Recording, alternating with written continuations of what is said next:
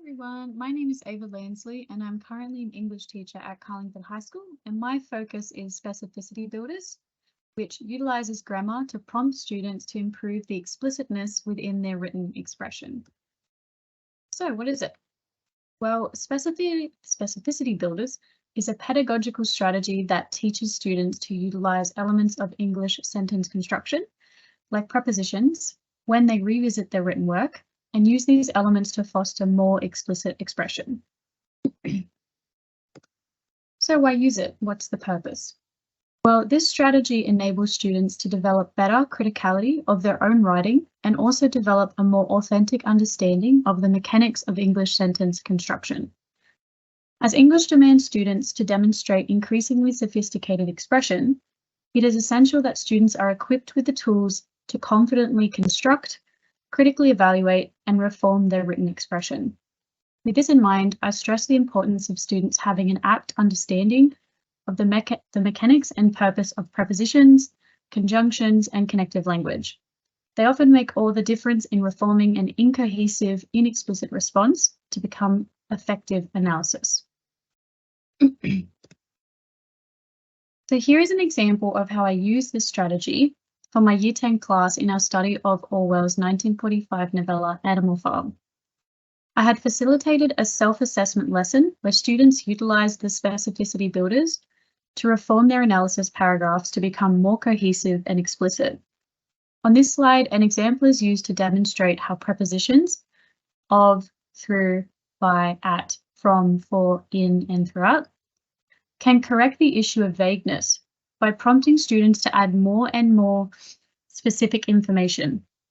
The example reads, vague. Here we can understand that Old Major wants equality. And then we can understand that it is improved by adding more prepositions. So the explicit example reads here, we can understand that Old Major wants to establish equality for the other animals by ridding the farm of Farmer Jones through inciting rebellion. In turn, by utilizing prepositions, the expression acutely identifies the motive, purpose, and strategy behind Old Major's actions in the text.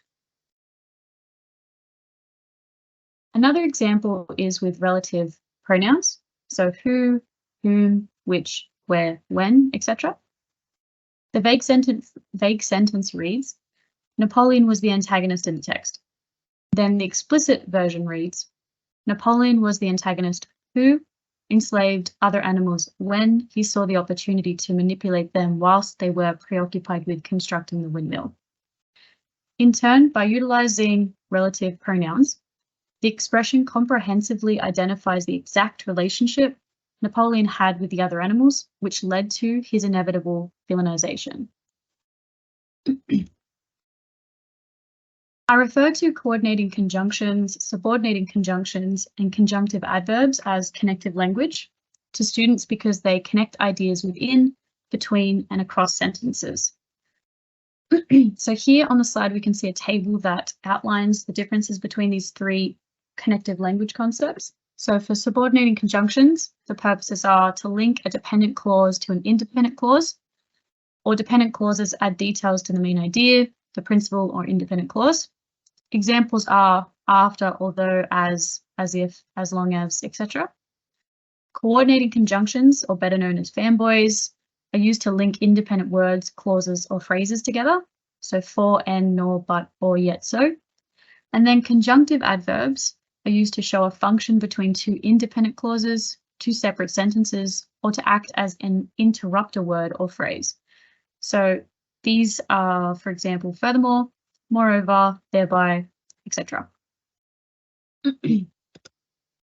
So here, connective language, coordinating conjunctions, subordinating conjunctions, and conjunctive adverbs are utilized. So the vague sentence reads, Orwell mirrors the Russian Revolution in his text.